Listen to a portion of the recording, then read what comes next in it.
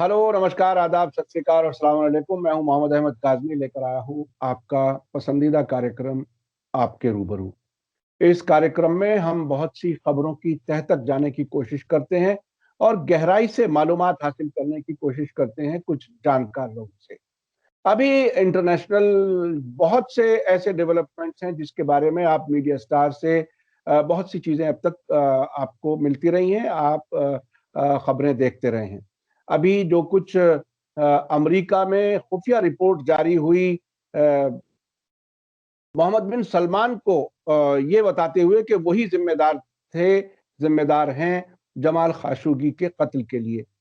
उस पर बहुत कुछ बहस हो रही है। अमेरिका में बाकायदा कहा जा रहा है, खुद डेमोक्रेट्स कह रहे हैं कि उन पर पाबंदी क्यों नहीं लगाती सरकार। जो बाइडेन खुद अपनी पार्टी के ही लीडर्स में एक तरह से घिरे हुए हैं। इसके अलावा म्यांमार में जो कुछ हो रहा है, 1 महीना वहाँ पर मिलिट्री हुकूमत को हो गया, 1 फरवरी को तख्ता पलट हुआ था। वहाँ के भी कुछ हालात हम जानने की कोशिश करेंगे और श्रीलंका में ह्यूमन राइट्स इश्यूज के वायलेशन के बारे में यूनाइटेड नेशंस की जेनेवा में मीटिंग होने वाली है 20 मार्च को, उसके बारे में भी हम जानेंगे। इस सब पर बात करने के लिए मेरे साथ आज खास मेहमान हैं जावेद नकवी साहब, सीनियर जर्नलिस्ट हैं, वरिष्ठ पत्रकार हैं, इंटरनेशनल अफेयर्स को बहुत नजदीक से देखते हैं, देश में रहते हुए विदेशों के कुछ मीडिया के लिए भी काम करते हैं, दुनिया भर में पढ़े जाते हैं। जावेद नकवी साहब, वेलकम है आपका मीडिया स्टार वर्ल्ड के लिए, आपने वक्त दिया, बहुत बहुत शुक्रिया। Thank you. आप ये बताइए कि ये अमेरिका और सऊदी अरब के बीच जो एक, एक तरह से ये जो खेल चल रहा है, खेल में इसलिए कह रहा हूं कि एक तरफ हुकूमत कहती है कि नहीं साहब, ये भी कहा जाता है कि वो मुजरिम है, उसके बाद कहा जाता है कि हम उन पर कोई कार्रवाई नहीं कर रहे। और एक गैर मामूली किस्म के डेवलपमेंट्स हैं वॉशिंगटन में और रियाज में। आप इसको कैसे देख रहे हैं? ये अमीर खुसरो की कह मुकरनियां तो आपने पढ़ा होगा। ये हाँ सकी साजन ना सकी दिया, हाँ भी कर रहे हैं, उसके साथ उसी में पेवस्त है ना भी। तो ये एक डेमोक्रेट्स का ये एक फीचर रहा है अमेरिका में ख़ास तौर से कि कहने को, और मेरे ख्याल से कुछ हद तक यूके बरतानिया का भी यही रवैया रहा है, दिखाने को तो डेमोक्रेसी के अलंबरदार हैं, लेकिन जो जो हरकतें करते हैं दुनिया भर में, उससे नहीं लगता है कि ये इनके इरादे नेक हैं। तो चाहे वो बाइडेन साहब हों, चाहे वो उनसे पहले ओबामा साहब हों या प्रेसिडेंट क्लिंटन हो, तो इनको अगर आप कंपेयर करेंगे बुश हुए इंटररेग्नम में, डोनाल्ड ट्रंप हुए, तो आप पाएंगे कि बहुत ज़्यादा फॉरेन पॉलिसी को ख़ास तौर से लेके अंतर नहीं है। इन लोगों के जो भी डिफरेंसेस हैं वो कुछ क्लासेस को लेके अमेरिका के अंदर है। तो अब देखिए बाइडेन साहब क्या कह रहे हैं कि हाँ, हमारी जितनी एजेंसीज हैं उन्होंने ये प्रूफ कर दिया है कि मोहम्मद बिन सलमान जो हैं, वो क्राउन प्रिंस जो हैं सऊदी अरेबिया के, वो इसमें बिल्कुल डायरेक्टली इन्वॉल्व हैं खाशोगी के कत्ल में, जो बहुत ही ब्रूटल किस्म का, खुदा ना करे किसी को देखने को भी, कहीं उसके करीब भी ना हो इस तरह का वाकया। तो वो पकड़े गए रंगे हाथों तकरीबन, कर नहीं सकते हैं कुछ। ट्रंप ने क्या कहा था, वो सामने से बिल्कुल फ्रंटल, उसमें कोई बहानेबाजी नहीं थी। उसने कहा देखो भाई, हमें $100 बिलियन का कॉन्ट्रैक्ट है सऊदी अरेबिया से, हम वो पकड़ें कि हम इसको सजा दें। सीधी सीधी बात, वही खाते वाली बात। और बाइडेन साहब का बहुत मुख्तलिफ मौक़िफ़ नहीं है। कहीं बज़ाहिर तो ये है कि हमने, हमारी एजेंसीज ने कह दिया। साहब वो एजेंसीज तो ट्रंप को भी बता सकती थी, बल्कि उस वक्त वो सब था उसके पास ज़ख़ीरा, वो चाहता तो वो भी दिखा देता कि देखिए साहब ये हैं, पकड़े गए, इनके हाथ हैं रंगे हुए खून से। तो इनकी क्या मजबूरियां हैं, वो मजबूरियां गहरी हैं। बल्कि मैं तो ये कहूंगा कि सऊदी अरेबिया का इतना मसला नहीं है जितना हाउस ऑफ साउद से है। सऊदी हम्म, अरेबिया जैसे हिंदुस्तान एक मुल्क है, यहाँ हुकूमतें आती हैं जाती रहती हैं, लेकिन सऊदी अरेबिया का नाम ही खुद मुल्क का नाम मंसूब है एक खास फैमिली के साथ, जिसको कि पहले बरतानिया ने बनाया, हम्म, बिल्कुल जैसे प्लास्टिसीन से बनाया जाता है घरौंदा, वैसे बनाया। कर्नल लॉरेंस के ज़माने से ये बात चली आ रही है, विंस्टन चर्चिल के कहने पे, इशारों पे सऊदी अरेबिया को क्रिएट किया गया हाउस ऑफ साउद के नीचे। वरना उसके पहले तो आप जानते हैं वहाँ का नाम ही हिजाज है, और ये था, और तमाम सऊदी अरेबिया नाम ही बात बात की चीज़ है, अभी की चीज़ है। तो सऊदी अरेबिया को साउद को बचाने के लिए वॉर ऑन टेरर जो जिसको कहा जाता है, यानी ओसामा बिन लादेन को जिसको कि बहुत बड़ा आतंकवादी घोषित कर दिया गया, जो कि अमेरिका का बनाया हुआ खुद एक एक लड़ाकू, एक फाइटर, एक मुजाहिद था, जो सोवियत यूनियन की ट्रूप से लड़ रहा था अफगानिस्तान में, और बहुत ही कसरत के साथ, बहुत ही खूबी के साथ वो लड़ रहा था। और उसने ऑर्गेनाइज किया एक गोया की जिहाद रूस के खिलाफ, सोवियत यूनियन के खिलाफ अफगानिस्तान में। फिर वो पलट गया और उसने कहा कि हमको ये सऊद जो है, सऊद, हाउस ऑफ साउद, इनको हटा दो और हमको बना दो, इसलिए कि ये जो हैं ये मुल्क को बेचे दे रहे हैं। हम्म, और जाहिर सी बात है, किसको बेचे दे रहे हैं? अमेरिका को बेचे दे रहे हैं। हम्म, इतनी सी बात थी, दुनिया का कोई लेन देन नहीं था, ना पाकिस्तान, ना ईरान, ना तुरान।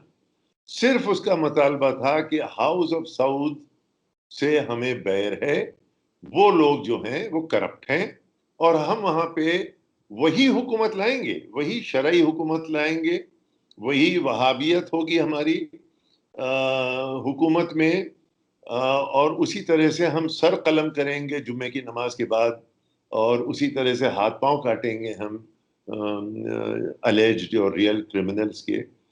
हुकूमत में फर्क नहीं आएगा, क्योंकि हम और ज्यादा उसको सलाफी और ज्यादा हम उसको मजबूत कर देंगे अपने इरादों से। आपका इसमें कोई दखल नहीं है, आप, सिर्फ ये बात थी। तो उसको डिफेंड करने के लिए एक महाज, एक पूरा वॉर एंड टेरर जिसको कहते हैं, उसका क्या मुतालबा था? वो कह रहा था दुनिया में इस्लाम फैलाएंगे? नहीं, बिल्कुल नहीं।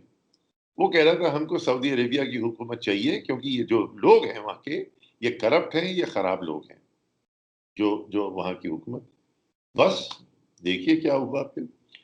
साउद के ही कहने पे लिबिया के लीडर का कत्ल हुआ, साउद के ही कहने पे सद्दाम हुसैन मारे गए, साउद के कहने पे। तो सऊदी अरेबिया बहुत ही पिवटल मुल्क है। हम्म, वो उस जमाने से पिवटल है जिस जमाने से शहंशाह ईरान तशरीफ ले गए ईरान से वापस।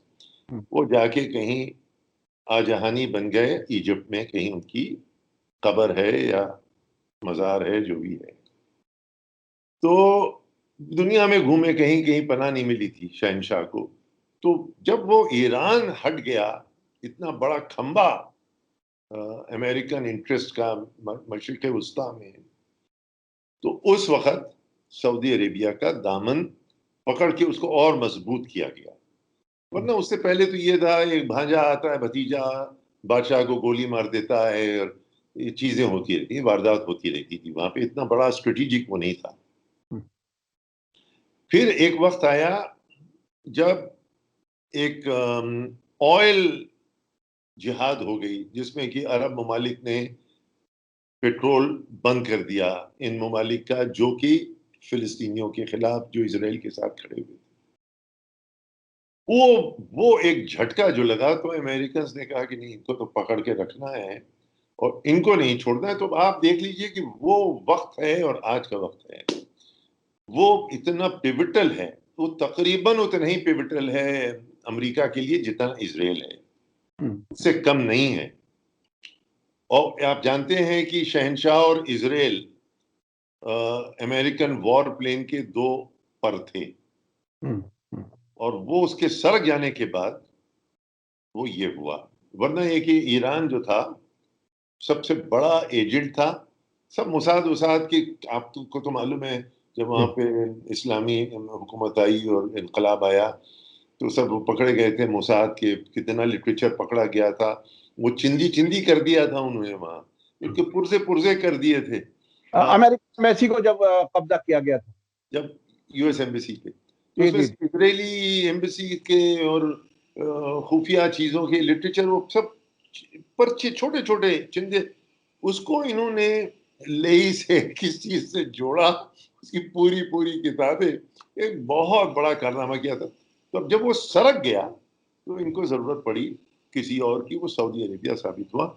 उसको ये नहीं जाने देंगे किसी तौर पे भी, जब तक कि तेल का वहां पे पिवट है, तेल का जब तक असर है दुनिया में, और उसका ऐसा नहीं है कि इन्फिनिट है, इनडेफिनिट तो बिल्कुल नहीं है, क्योंकि अब तो ऑप्शंस और भी क्रिएट हो रहे हैं। खास तौर से अगर आप जरा सा वहां से हट के अपनी तरफ देखें तो हमारे वजीर आजम हिंदुस्तान के दो उनके दोस्त हैं, एक कोयला बेचता है और एक तेल बेचता है।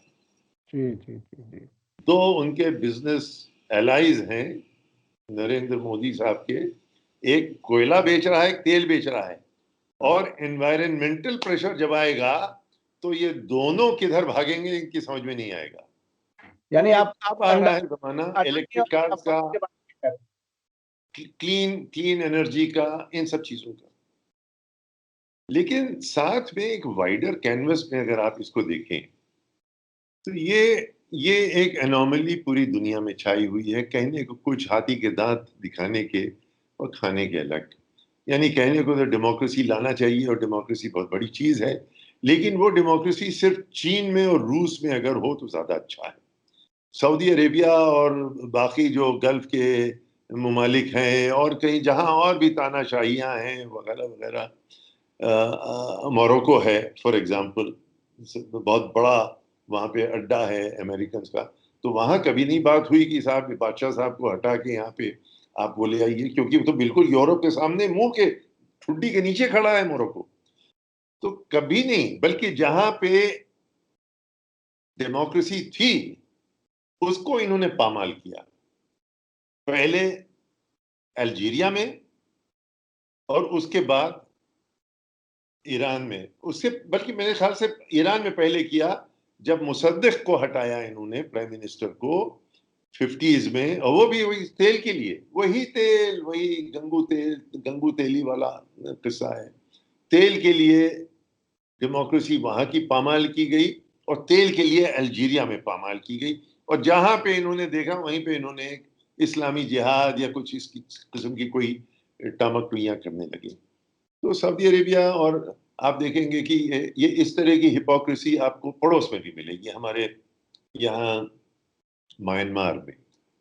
मैं उसी पर आना चाह रहा था जावेद साहब, कि आपने बहुत ही बुनियादी दो तीन बातें कही अभी तक।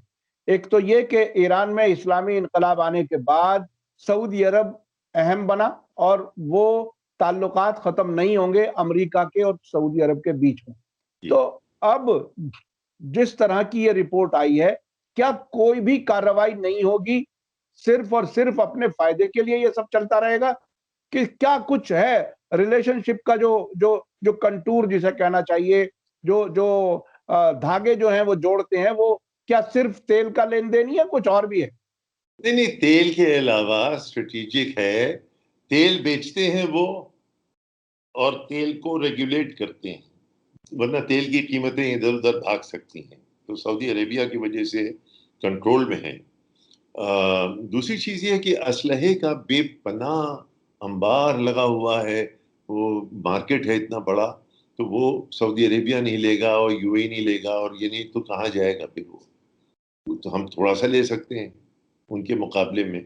लेकिन जो असल में जो जो बिल्कुल ही जिनको शौक है कि तोपें और बम्बार और जहाज और ये रॉकेट्स और मिसाइलें, चाहे वो हूथीज को मारने के लिए हो, चाहे वो पर आतिशबाजी करने के लिए हो, तो वो वहां पे बहुत बड़ा, बल्कि यही तो उसने, ट्रंप ने कहा था कि हम सलमान को मारें या उसको सजा दें या उसको हटा दें, या हम $100 बिलियन का असलहे का सौदा सुलूक कर लें सऊदी अरेबिया के साथ। तो सीधा सीधा है, उसमें कोई लुकी छुपी बात नहीं, बिल्कुल फ्रंटल है। और वो फ्रंटल यहाँ भी रहेगा, क्योंकि लोग वही हैं, मुल्क वही है। कोई ऐसा नहीं है कि आइडियोलॉजी की खातिर। अमेरिका में एक बात बहुत कॉमन कही जाती है कि ये इंटरनेशनल पॉलिटिक्स में, फॉरेन पॉलिसी में कोई परमानेंट दोस्त नहीं, कोई परमानेंट दुश्मन नहीं। उनके नेशनल इंटरेस्ट हैं, जैसे नेशनल इंटरेस्ट कहेंगे वैसे वो चलेंगे। इसके क्या मानी है? कोई ह्यूमन राइट्स नहीं, कोई और इंसानियत की बात नहीं, सिर्फ और सिर्फ पैसा कमाने का धंधा है, क्या है? देखिए, अब ये मजे की बात ये है कि म्यांमार में एक अजीबोगरीब, अमेरिका जो है वो कह रहा है रिस्टोर कीजिए डेमोक्रेसी, लेकिन अगर आप उस डेमोक्रेसी को वहां की माइनॉरिटीज के साथ की निगाह से अगर देखें आप, तो पता चलेगा कि ये तो बहुत ही खूंखार डेमोक्रेसी थी। ये तो हम लोगों को कत्ल करने वाली, बेचारे वो वहां बैठे हुए बांग्लादेश में, कुछ हिंदुस्तान आ गए, कुछ जो माइनॉरिटीज म्यांमार की, जिनको के वहां की फौज ने, ऑंग सैन सूची के पास, ये बीबीसी की कॉरेस्पॉन्डेंट है मशाल, वो गई और उसने सवाल किए यही सारे कि आप जो हैं उन लोगों को, बेचारों को, माइनॉरिटीज को, आप उनको क्यों इस तरह से। तो आपका उससे पूछा, आप चलते चलते, कि तो बहुत ही अजीब से सवाल हैं, बहुत ही डायरेक्ट हो रहे हैं। तो हम, उसने कहा हमें नहीं मालूम था कि तुम मुसलमान हो, मशाल से कहा। और मतलब अगर हमें मालूम होता तो हम शायद ये इंटरव्यू तुमको ना देते। तो अब ये मसला क्या है कि एक डेमोक्रेसी जिसको कह रहे हैं वो इतनी हॉलो है कि आप पहले उस पे सैंक्शंस ला रहे थे, यानी आपको ये इस बात का अफसोस हो रहा था कि उसको हमने पीस प्राइज दे दिया, उसको हमने अर्श पे बिठा दिया, ऑंग सैन सूची को, फिर पता चला वो तो बहुत ही नटोरियस खातून निकली। अब वो डेमोक्रेसी को रिस्टोर करें तो फिर वही आएंगी वापस, और वो नटोराइटी के साथ आएंगी। तो ये मतलब अब आप तो नंगा पना वहां पे है कि फौज जो कि नटोरियस है, और डेमोक्रेसी जो कि, यानी एक सामने से छुरा मार रहा है, पीछे से छुरा मार रहा है, यही फर्क है। अच्छा अच्छा, उसमें म्यांमार में ये बताया जाता है कि इवन जब ये डेमोक्रेसी वाली हुकूमत बनी थी पिछली 2015 से 20 के बीच में जो रही है, उस जमाने में भी 4 अहम तरीन मिनिस्ट्रीज फौज के पास होती थी। हाँ। तो एक तरह से उसका भी एक तरह से पावर था। और ये बताया जाता था कि फौज ने ही इन रोहिंग्या मुसलमानों पर जुल्म किए हैं। शायद ये कहने की कोशिश की कि आंग सान सू की खामोशी से देखती रही, ये गुनाह हुआ उनसे, उनकी हुकूमत ने नहीं किया, ऐसा कुछ बताने की कोशिश की गई है। ऐसा ऐसा नहीं है। ये जितने लोग निकले हैं, जो सड़क पे निकले हैं, रिस्टोरेशन डेमोक्रेसी बहुत अच्छा है, बिल्कुल डेमोक्रेसी आनी चाहिए, लेकिन कौन सी डेमोक्रेसी आनी चाहिए?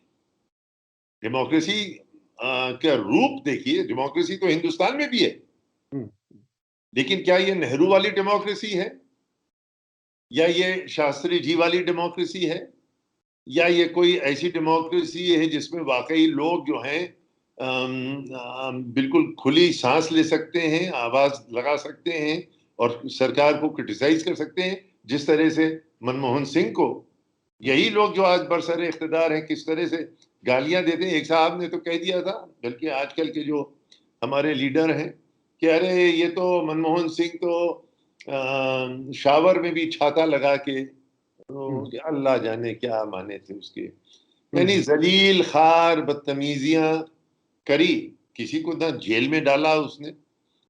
इसलिए और भी और वजूहत थी, वो मनमोहन सिंह कोई दूध के धुले नहीं थे, लेकिन ये कि ये नहीं था कि उसने हमारी मजम्मत की है तो हम उसको अंदर कर दें। जो आज आज हो रहा है, यानी तो तो इसको आप डेमोक्रेसी के डिटीरियोरेशन के सीक्वेंस में ही देख रहे हैं? भारत में जो कुछ हो रहा है दूसरे देशों में भी ऐसा हो रहा है, यहाँ भी हो रहा है? क्या कोई एक सीक्वेंस है जो जो मुख्तलिफ मुल्कों में डेमोक्रेसी कमजोर की जा रही है? क्या क्या है, मतलब जब आपने भारत। देखिए, अव्वल तो ये कि मुझे नहीं लगता है कि वेस्टर्न कैपिटलिस्ट कंट्रीज जो हैं वो बहुत सीरियस हैं डेमोक्रेसी के मामले में, क्योंकि उनका उल्लू सीधा होता है डिक्टेटरशिप्स के जरिए से।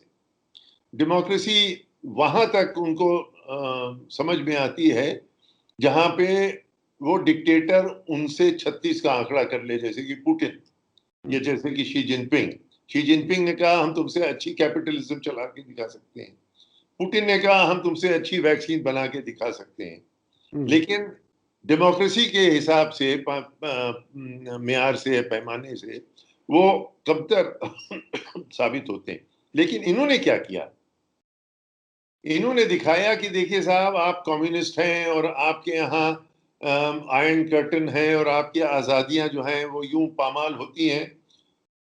अच्छा साहब, आपके यहाँ तो बड़ी चमक धमक है और लोग देखिए, ये देखिए साहब, जो चाहे कुछ भी कह दे और ये खुली आज़ादी है और सारी चीज़ें देखिए, सब सारी चीज़ें हमारे मॉल्स में हैं और जो चाहे आप खरीद लीजिए और बस अपने इनिशिएटिव पे है। ये सब कहने की बातें थी, क्योंकि दिखा के आखिर में अब कोई नहीं बोलता है। जब सोवियत यूनियन गिर गया तो कोई ये नहीं कहता कि सेंट्रल एशियन कंट्रीज जो उसका जुज थी वहां पे सिर्फ डिक्टेटरशिप है और कुछ नहीं है। लेकिन कोई नहीं बोलने को तैयार है कि उज्बेकिस्तान में ये है और ताजिकिस्तान में वो है और कजाकिस्तान में वो है और तुर्कमेनिस्तान में वो है, सब डिक्टेटर्स। यहां तक कि एक साहब ने तो अपने नाम से उसका कैपिटल ही का नाम बदल दिया, वो शायद नूर सुल्तान या क्या नाम हो गया उसका। जी जी है। जी जी, बिल्कुल बिल्कुल। अब भूल गए लोग, सब डिक्टेटर। सिर्फ ये था कि कम्युनिज्म को गिराना, सोवियत यूनियन को गिराना था, अब गिर गया तो कहाँ है डेमोक्रेसी? झूठी बातें, मक्कारी की बातें। तो वो मक्कारी चल रही है। अब ये मक्कारी यहाँ म्यांमार की देख लीजिए आप, कि जो आपने सलमान से बात शुरू की थी सऊदी अरेबिया में, बिल्कुल ढकोसले की बात थी वो, कि यहाँ पे हम क्या कर लेंगे भाई, आप डेमोक्रेसी ले आएंगे, ले आइए तो हम तो आपके गुलाम हो जाएं, हम सर मुंडा के आपके पीछे पीछे चलेंगे आपकी बोलबाला करते हुए। लेकिन आप झूठ बोल रहे हैं, आप ये नहीं कर रहे हैं, आप सिर्फ दगा दे रहे हैं। उनके कुछ रुसवाइयां होंगी, मसलन इसराइल के प्राइम मिनिस्टर उनको ठेंगा दिखा देते हैं डेमोक्रेट्स को, जैसे बाराक ओबामा को दिखा दिया था कि आप प्रेसिडेंट होंगे होंगे लेकिन हम तो हाउस में जाके तकरीर करके आ गए और जलील किया, बाराक ओबामा को जलील किया। डोनाल्ड ट्रंप के साथ मिलकर डेमोक्रेट्स को जलील किया। अब डेमोक्रेट्स हुकूमत में आए लेकिन इनके पास कोई लेवरेज है ही नहीं, क्योंकि सारा बिजनेस तो वही लोग कंट्रोल कर रहे हैं, सारे बैंक्स उनके हैं।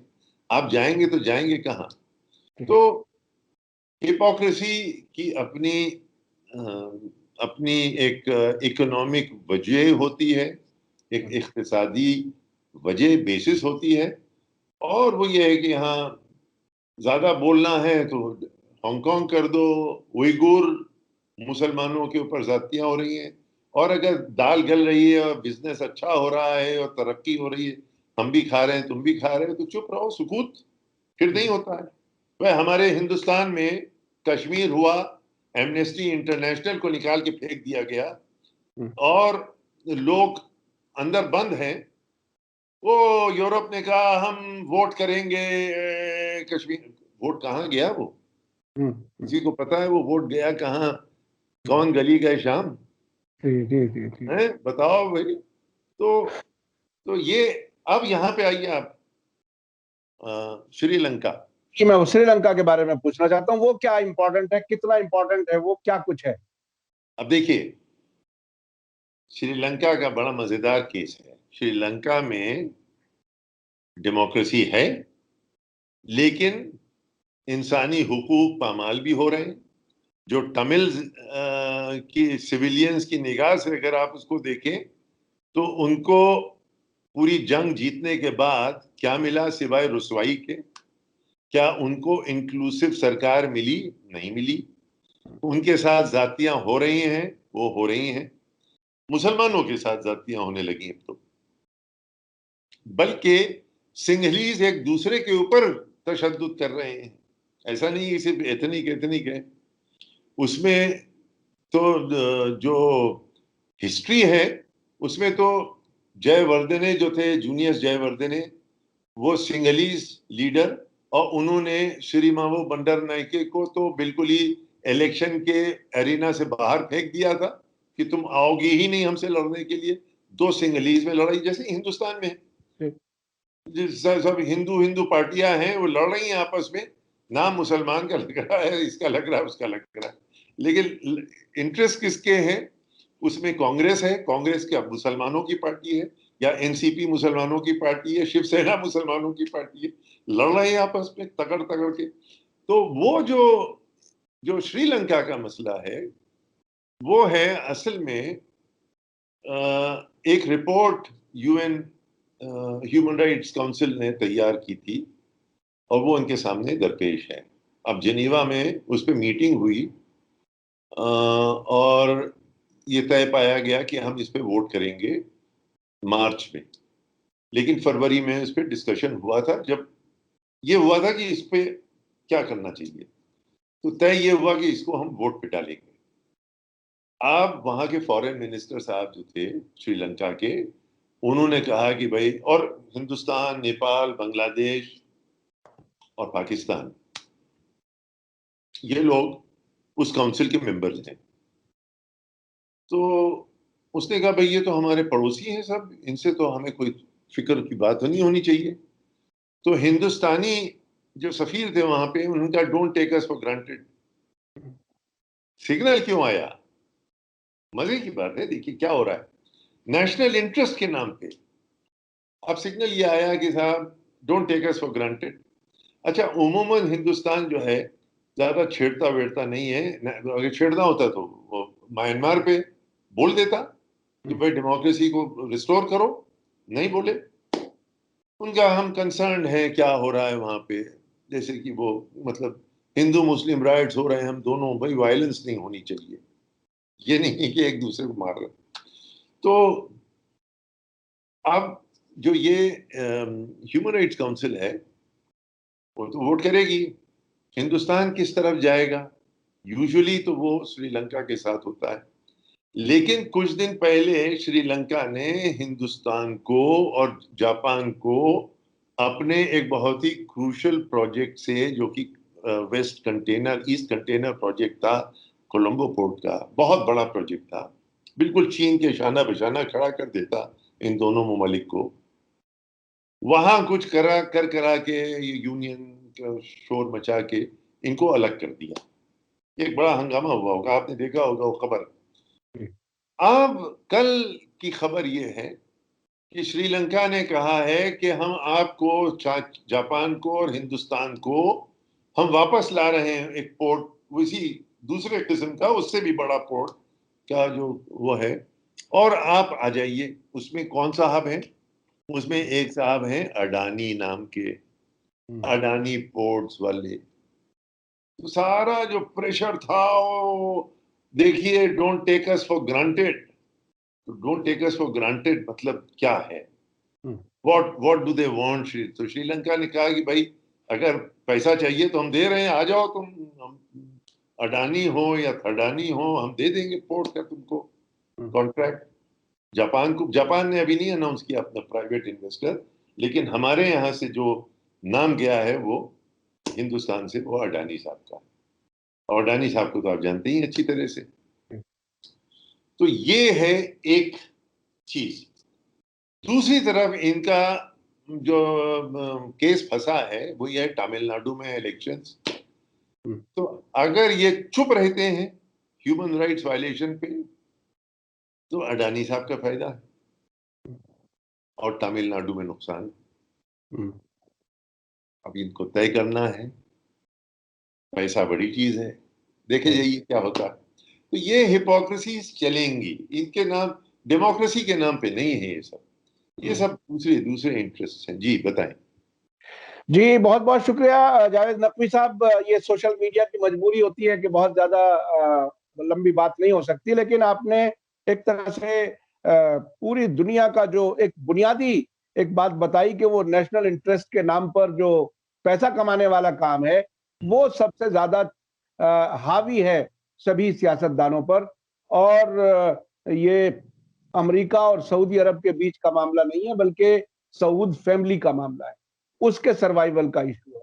उसके अलावा जो आपने खास तौर पे बताया म्यांमार की डेमोक्रेसी कितनी खतरनाक थी, जिसमें रोहिंग्या मुसलमानों को मिलियन से ऊपर लोगों को डिस्प्लेस कर दिया और दूसरे मुल्कों में जाने पर मजबूर हो गए। मोदी जी को फैसला करना है कि तमिलनाडु का इलेक्शन जीता जाए या अडानी को फायदा पहुंचाया जाए।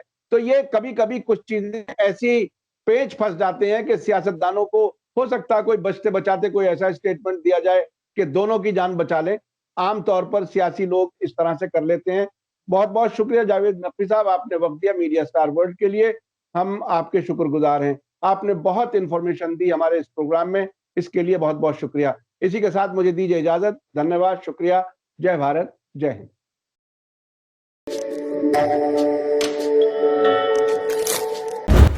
मीडिया स्टार वर्ल्ड के और वीडियो देखने के लिए हमारे चैनल को सब्सक्राइब करें और सीधे नोटिफिकेशन पाने के लिए बेल आइकन दबाएं। और अगर हमारी खबर सच्ची और अच्छी लगे तो अपने व्हाट्सएप, इंस्टाग्राम, फेसबुक और ट्विटर अकाउंट पर ज़रूर शेयर करें।